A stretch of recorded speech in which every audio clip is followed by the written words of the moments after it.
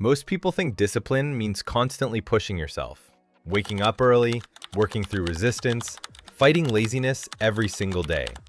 That image looks powerful, but it's wrong.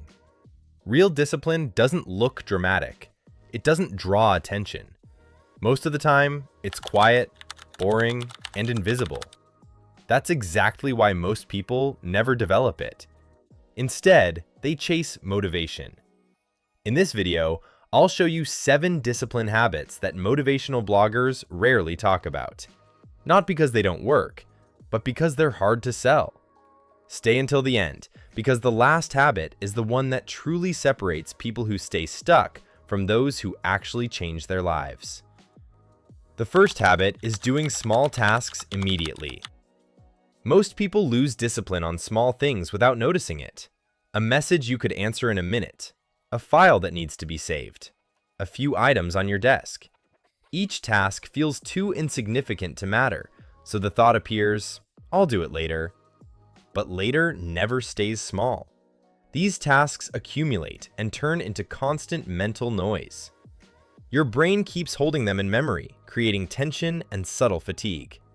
Over time, it learns to avoid even minor discomfort. Disciplined people act differently.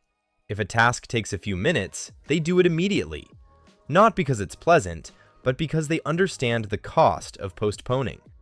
Small completed actions reduce resistance and teach the brain that discomfort is short and safe. This is where discipline really begins. The second habit is making decisions in advance. Many people think they lack willpower.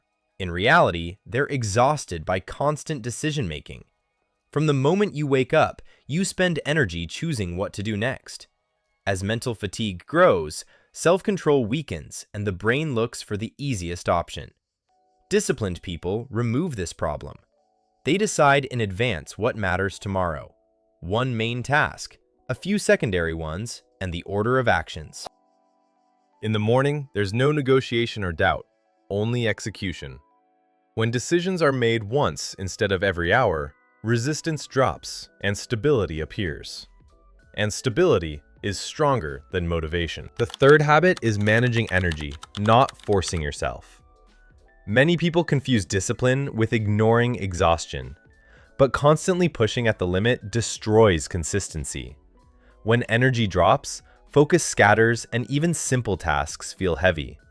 This isn't a character flaw, it's biology. Disciplined people protect their energy. They prioritize sleep, take breaks before burnout, and remove meaningless tasks that drain attention. When energy is stable, discipline stops feeling like self-violence and becomes sustainable. The fourth habit is looking at facts, not desires. Discipline doesn't start with beautiful plans or intentions. It starts with honesty. How long do you actually work? When does your focus break? What triggers distraction? Most people avoid these questions because they're uncomfortable. Disciplined people observe without judgment, like researchers, not critics. This awareness creates control. You can't fix what you refuse to see. The fifth habit is finishing, even when the result isn't perfect. When progress slows or the work feels mediocre, resistance appears. The brain tries to protect self-esteem by quitting early. Disciplined people finish anyway. Not for quality, but for trust. Each completed task sends one message: you can rely on yourself. Over time, this internal reliability becomes stronger than motivation. The sixth habit is removing obstacles before they become temptations. Discipline isn't constant resistance, it's smart design.